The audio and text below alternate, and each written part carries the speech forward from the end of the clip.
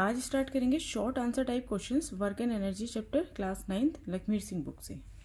तो ये second part है, ठीक है।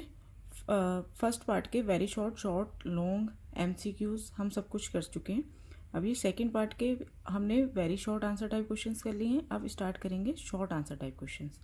तो क्वेश्चन 17 है, a trolley is pushed along a road with a force of 400 newton through a distance of 60 metre in 1 minute.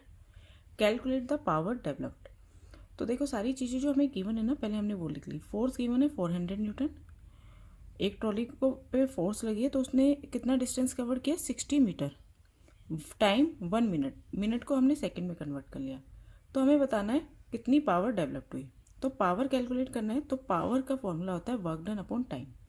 तो पहले हमें निकालना पड़ेगा वर्क डन, टाइम हमारे पास है, ठीक है। तो फोर्स और डिस्टेंस ट्रेवल से, force applied on the object और distance travel by the object, इन दोनों से हम वर्क डन निकालेंगे।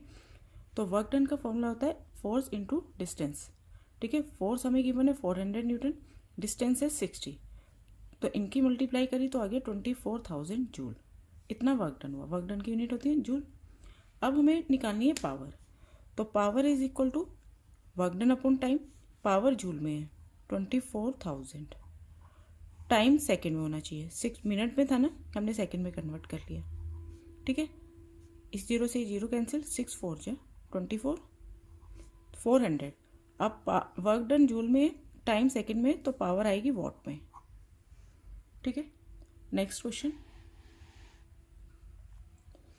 What kind of energy transformation take place at a hydro electric power station. Hydro electric power station में किस तरह से एनर्जी ट्रांसफॉर्मेशन होता है। तो सिंपली ये छोटा क्वेश्चन है, तो मैं पहले तो इसका जो आंसर लिखोगे आपको वो बता देती हूँ। At hydro power electric power plant, first convert potential energy into kinetic energy and then kinetic energy into electrical energy. अब ये होता कैसे है ये देखो। सब अब एक डायग्राम को समझेंगे इसका पूरा प्रोसेस समझने के लिए। यहाँ पे रिवर के ऊपर बनाए जाते हैं डैम, और डैम के पीछे एक रिजर्वॉयर में पानी इकट्ठा किया जाता है, ठीक है। अब ये जो पानी है हाइट पर, इसमें होती है पोटेंशियल एनर्जी। अब ये पोटेंशियल एनर्जी का कोई यूज़ नहीं है, लेकिन जैसे इस पानी को ऊपर से रिलीज किया जाता है तो फॉलिंग वाटर में आ जाती है काइनेटिक एनर्जी। ये काइनेटिक एनर्जी जो है ये इस टरबाइन को, इस टरबाइन की जो व्हील्स हैं इसको रोटेट करती है। ये टरबाइन जो है ये कनेक्ट होता है जनरेटर से, तो ये टरबाइन रोटेट, इसके जो व्हील्स जब रोटेट होते हैं तो ये जनरेटर जो है चलता है। जब ये जनरेटर चलता है तो जनरेटर चलने से इलेक्ट्रिसिटी प्रोड्यूस होती है। ये पूरा प्रोसेस होता है हाइड्रो इलेक्ट्रिक पावर हाउस में। Next question, what kind of energy transformation take place at a coal based thermal power plant. अब coal based thermal power plant में किस तरह से एनर्जी ट्रांसफॉर्मेशन होता है। तो at a thermal power house, chemical energy of coal, coal का use होता है, तो उसमें जो केमिकल एनर्जी है वो चेंज हो जाती है हीट एनर्जी में। फर्दर ये हीट एनर्जी चेंज हो जाती है काइनेटिक एनर्जी में, देन इनटू इलेक्ट्रिकल एनर्जी। इस प्रोसेस को भी हम समझ लेते हैं कि होता कैसे है। देखो कोल जो होता है, कोल के अंदर होती है, कोल में होता है केमिकल एनर्जी। जब कोल को बर्न करते हैं तो वो केमिकल एनर्जी हीट एनर्जी में चेंज हो जाती है। अब जो ये हीट प्रोड्यूस होती है ये पानी को, वाटर को बॉयल कर देती है। वाटर जब बॉयल होता है तो बनती है स्टीम, ठीक है। अब ये स्टीम, हाई प्रेशर स्टीम जो है वो स्टीम टरबाइन को रोटेट करती है। तो जब टरबाइन रोटेट होता है तो उससे जुड़ा होता है जनरेटर, जनरेटर चलता है और जनरेटर चलने से इलेक्ट्रिसिटी प्रोड्यूस होती है, ठीक है। Next, a man weighing 500 newton carried a load of 100 newton up a flight of stairs 4 metre high in 5 second. एक मैन जिसका वेट 500 न्यूटन है, उसने लोड उठा रखा है 100 न्यूटन का, और वो 4 मीटर की हाइट कवर करता है 5 सेकेंड में। What is the power. तो यहाँ पर वर्क डन अगेंस्ट ग्रेविटी है, तो पहले हमने सारी चीज़ें लिख ली। वेट ऑफ मैन है 500 न्यूटन, लोड है 100 न्यूटन, तो टोटल वेट हो गया, इन दोनों को प्लस कर दिया 600 न्यूटन, ठीक है। आप यहाँ पे याद रखेंगे वेट क्या होता है, m इंटू जी, मास इंटू जी, ठीक है। हाइट हमें 4 मीटर गिवन है, टाइम हमें 5 सेकेंड गिवन है। तो पहले हम कैलकुलेट करेंगे work done. Work done against gravity is mgh, m into G हमें गिवन है 600, h हाइट कितनी है, हाइट है 4 मीटर, इंटू 4 किया, 6 4 जो 24, 2400 जूल। ये हो गया वर्क डन। अब हमें कैलकुलेट करनी है power. Power is equal to work done upon time. तो वर्क डन है हमारा 2400 जूल, और टाइम हमें दे रखा है 5 सेकेंड अपॉन 5, तो 5 4 जा 20, 5 8 जा 40, 480 watt. Next question, the power output of an engine is 3 kilowatt. अब हमें पावर गिवन है 3 kilowatt. How much work does the engine do in 20 second. तो कितना वर्क डन करेगा इंजन 20 सेकेंड में। तो पावर हमें किलो वॉट में गिवन है, तो इसे हमने मल्टीप्लाई 1000 करके वॉट में चेंज कर लिया। टाइम हमारा सेकेंड में है, तो पावर इज इक्वल टू हमारे पास क्या होता है, power is equal to work done upon time. तो वर्क डन क्या हो जाएगा, पावर इंटू टाइम। ठीक है, क्रॉस इंटू करेंगे तो work done is equal to power into time. तो work done is equal to power 3000 watt और टाइम 20 सेकेंड। ठीक है, 2 3 जा 6 और 4 0, ठीक है, 60,000 जूल। तो वर्क डन किस में आएगा, जूल में। चाहे तो आप इसे किलो जूल में भी चेंज कर सकते हैं, बाय 1000 से डिवाइड कर देंगे। ठीक है, 1000 से डिवाइड करेंगे तो 3 0 कैंसिल हो जाएंगे, आ जाएगा 60 किलो जूल। इसे लिखने की जरूरत नहीं थी। Next question, an electric heater uses 600 kilo joule of electrical energy in 5 minutes. यहाँ पे आप समझेंगे कितना एक इलेक्ट्रिक हीटर कितनी इलेक्ट्रिकल एनर्जी कंज्यूम करता है, 600 किलो जूल। टाइम 5 मिनट्स में हमें पावर निकालनी है। तो इलेक्ट्रिकल एनर्जी यूज हो गया 600 किलो जूल। किलो जूल को हमने जूल में कन्वर्ट कर लिया, इंटू 1000 करा। ठीक है, तो ये हो गया 6 लाख जूल। टाइम हमें मिनट में गिवन है, तो हमने सेकंड में चेंज कर लिया, 300 सेकंड। हमें निकालनी है power. Power is equal to energy use upon time. तो एनर्जी यूज हुई है, electrical energy use 6 lakh 1 2 3 4 5 upon में टाइम 300 सेकेंड। ठीक है, इन 2 जीरो से ये 2 जीरो कैंसिल, 2 3 2 जा 2000। पावर किस में आएगी, वॉट में। ठीक है, 2000 वॉट है, तो आप इसे लिख सकते हो डिवाइडेड बाय 1000 करेंगे तो ये हो जाएगा 2 किलो वॉट। बड़ी यूनिट में भी कन्वर्ट कर सकते हैं। Next question, how much electrical energy in joules does a 100 watt lamp consume in 1 second then in 1 minute. तो पहले पार्ट में हमें 1 सेकेंड दे रखा है, दूसरे पार्ट में हमें टाइम 1 मिनट दे रखा है, और पावर दे रखी है 100 वॉट। ठीक है, जो लैम्प की पावर है वो है 100 वॉट। फर्स्ट पार्ट करेंगे तो टाइम हम लेंगे 1 सेकेंड। तो एनर्जी कंज्यूम का फॉर्मूला भी हमने देखा क्या होता है, पावर इंटू टाइम। ठीक है, तो energy consumed is equal to power 100 watt, time 1 second, तो हो जाएगा 100 जूल। ठीक है, जूल में आंसर आया। सेकेंड पार्ट में बस आपको टाइम चेंज करना है। तो energy consumed is equal to power into time. Power हमारे पास सेम वही 100 वॉट ही रहेगी। अब टाइम है 1 मिनट। 1 मिनट का मतलब आप लिख सकते हैं 60 सेकेंड। ठीक है, तो ये कितना हो गया, 6000 joule. Next question, 5 electric fans of 120 watts each are use for 4 hours.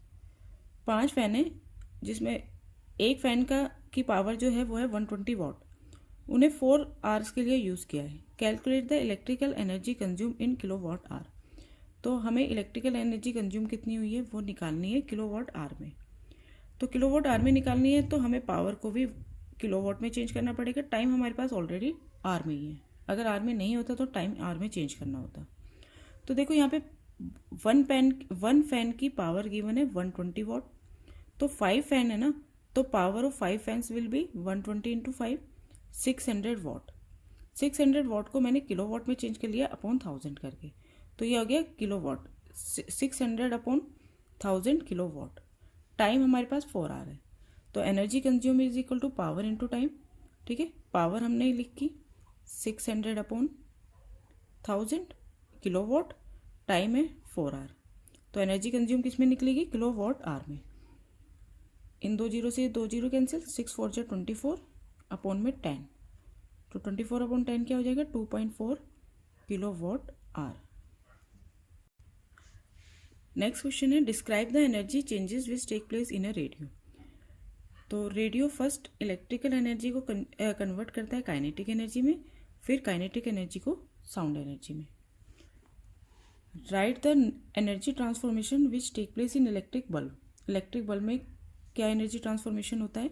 In an electric bulb electrical energy is first converted into heat energy and then into light energy. 27th question name 5 appliances और machines which use an electric motor. 5 appliances या machine के नाम लिखने हैं जो electric motor का use करते हैं। तो आप लिख सकते हैं electric fan, washing machine, refrigerator, mixer and grinder और hair dryer. 28th question a bulb lights up when connected to a battery. State the energy changes which take place in the battery and in the bulb. तो एक bulb light up होता है जब उसे battery से connect करते हैं, तो हमें एनर्जी चेंजेस जो हुए हैं बैटरी में फिर बल्ब में वो बताने हैं। तो बैटरी क्या करती है? बैटरी के अंदर होता है केमिकल, तो वो केमिकल एनर्जी को चेंज कर देती है इलेक्ट्रिकल एनर्जी में, ठीक है। और बल्ब में इलेक्ट्रिकल एनर्जी जो होती है फर्स्ट कन्वर्ट होती है हीट एनर्जी में, और हीट एनर्जी कन्वर्ट हो जाती है लाइट एनर्जी में। Next question the hanging bob of a simple pendulum is displaced to one extreme position B and then released. It swings towards center position A and then to the other extreme position C. In which position does the bob have maximum potential energy, maximum kinetic energy? Give reason for your answer. तो ये हमने एक rigid support बना लिया, यहाँ पे ये thread है और यहाँ पे है ये एक मेटेलिक पोल। इसको ये यहाँ पर था तो इसको डिस्प्लेस किया वन एक्सट्रीम पोजिशन B तक लेके गए, फिर यहाँ से छोड़ा। जब यहाँ छोड़ा तो ये पहले सेंटर पे आया, सेंटर से फिर ये दूसरी एक्सट्रीम पोजीशन जो है सी पे चला गया, ठीक है। अब हमें बताना है कि इस बॉब में मैक्सिमम पोटेंशियल एनर्जी कौन से पॉइंट पर थी, कौन सी पोजीशन पे थी, और मैक्सिमम काइनेटिक एनर्जी कहाँ पे थी। तो देखो सी पर मैक्सिमम हाइट अटेंड करी, इस बॉब ने सी पॉइंट पर सी पोजीशन पर मैक्सिमम हाइट अटेंड करी, तो जहाँ पर मैक्सिमम हाइट होगी वहाँ पर मैक्सिमम पोटेंशियल एनर्जी होगी, ठीक है। और मैक्सिमम काइनेटिक एनर्जी जब वो ए पर आया, जैसे यहाँ से छोड़ा तो ए पॉइंट पर जो बॉल की वेलोसिटी थी, स्पीड थी, वो सबसे ज़्यादा थी। जब सबसे ज़्यादा स्पीड थी तो यहाँ पर काइनेटिक एनर्जी सबसे ज़्यादा होगी।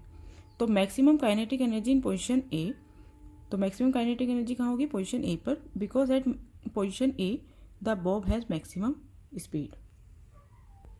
लास्ट क्वेश्चन है a car of weight 20,000 newton climbs up a hill at a steady speed of 8 metre per second. तो हमें कार का वेट गिवन है,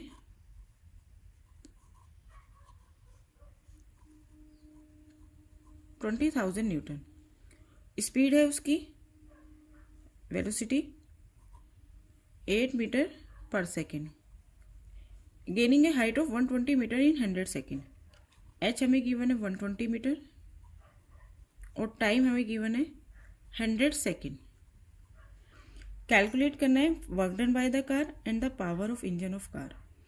तो देखो क्लाइम अप ए हिल, तो ऊपर की तरफ चढ़िए, तो यहाँ पे वर्क डन क्या हुआ है अगेंस्ट ग्रेविटी, तो work done is equal to mgh, और वेट हमें दे रखा है 20,000 न्यूटन, तो वेट क्या होता है m इंटू जी, है ना। तो work done is equal to m into G की जगह हम लिखेंगे 20,000 और हाइट है 120 मीटर, ठीक है। तो वर्क डन कितना हो गया? 12 2 24, 1 2 3 4 5 50 जूल। आप इसे डिवाइडेड बाय 1000 करेंगे तो 3 जीरो कैंसिल हो जाएंगे, 2400 किलो जूल, इतना वर्क डन हुआ, ठीक है। नेक्स्ट पार्ट में हमें निकालनी है पावर ऑफ इंजन। तो power is equal to work done upon time. अब टाइम हमारे पास सेकेंड में है ना, तो हम वर्क डन को जूल में लेंगे, ठीक है। जूल वाली जो है ये इसमें लेंगे। 24 लाख 1 2 3 4 5 जीरो और टाइम 100 सेकेंड, तो ये 2 जीरो कैंसिल हो गई, तो कितना आ गया 24,000 वॉट। अब 24,000 वॉट को किलोवाट में चेंज कर लो चाहे तो आप, डिवाइडेड बाय 1000 करेंगे, 3 जीरो कैंसिल हो जाएंगे, 24 किलोवाट।